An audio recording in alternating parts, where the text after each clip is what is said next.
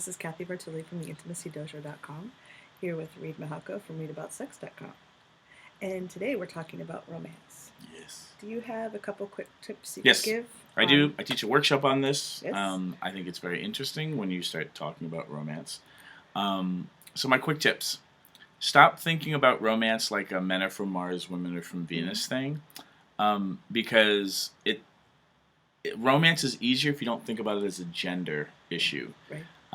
Mostly because when you start thinking about things in terms of gender, it can really easily trigger people that you're pissed off at. Like, not trigger, well, it can trigger them too, but trigger you about, this, my 4 ex-boyfriends or my, ex-girlfriends, they all did, fill in the blank. And you start comparing and contrasting. Yeah, and then you're just angry. Yeah. So I like to think of romance from a perspective of something a little bit kookier. Okay. Go figure, right? I come up with Yeah. kooky.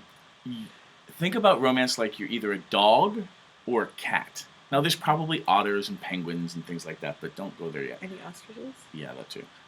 So the idea of, think of romance from a perspective of you're oriented like I'm a cat when it comes to romance, or I'm a dog. And the distinction is, because it has nothing to do with men or women, because some men are like this, some women are like this too.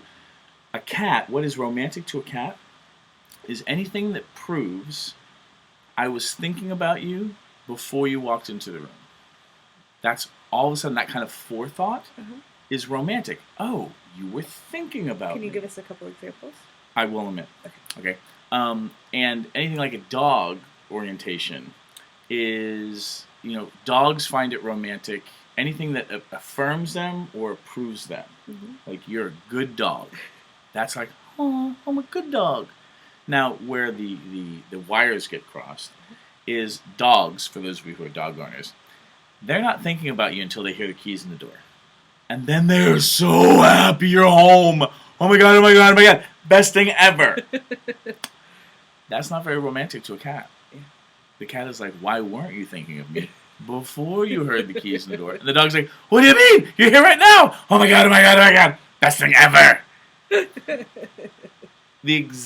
The example, in a strict dating sense is, and we'll gender it for the example, right? You and I, have a date night, and then it's date night, and we get together, and I'm like, so where do you want to go for dinner? Mm-hmm. And you're like, you didn't even take the time to make a reservation. Yeah.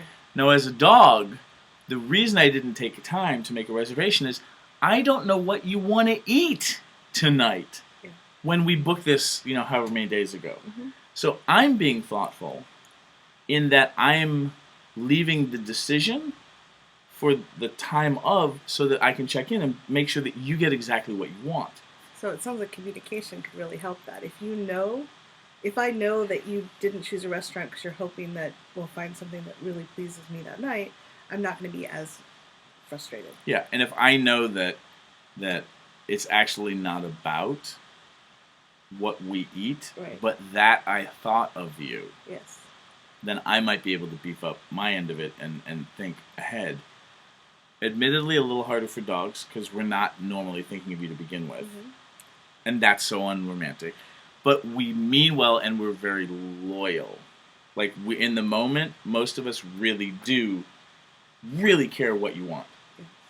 So where this, for those of you who are oriented like dogs, the flip side of this example is you're at work, you're focused, you're getting your stuff done, and your new lover or partner or whatever calls, and they're a cat person, you're a dog. They call and they're like, hi, and you're like, yep, what's up? Just called to tell you I was thinking of you. And you're like,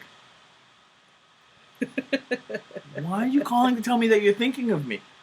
I just thought it would be nice. And then I'm busy? Yeah. And they're calling to tell you that they're thinking of you because thoughtfulness in that way is how they show that they care. And that's romantic to them. But for a dog person, we're like, what's going on? Like, I don't know why you're... Are you checking up on me? Yeah, like, what's up? So when you can know which one you identify with, and think of it as a continuum. There are some people that are kind of in the middle. Yeah, I like affirmations. I like being told I did a good job, Yeah. and I love it when someone plans ahead. Yeah, it's very thoughtful. So those are my quick tips. Figure out which one you are, and then try to figure out which one your partner is, or the people that you're dating, which ones they are. The other thing is to check out the book, The 5 Love Languages by Gary Chapman, because then it talks about different ways that you show that you care or like to feel cared for. And then if you're in love with a cat person, you find out what their love languages are and do a bunch of those things before they get into the room. And then if you're a cat person in love with a dog, you basically find their love languages and you tell them that they're a good dog in those languages in the moment. So if they love receiving gifts, you give them a gift in the moment and say, that was really beautiful, I appreciate it. But you buy them a gift that affirms what they're into and what they like. Yeah. Not a gift that you think they would like. Yeah. That doesn't tell them that they're a good dog. Yeah. And you can ask. Yeah.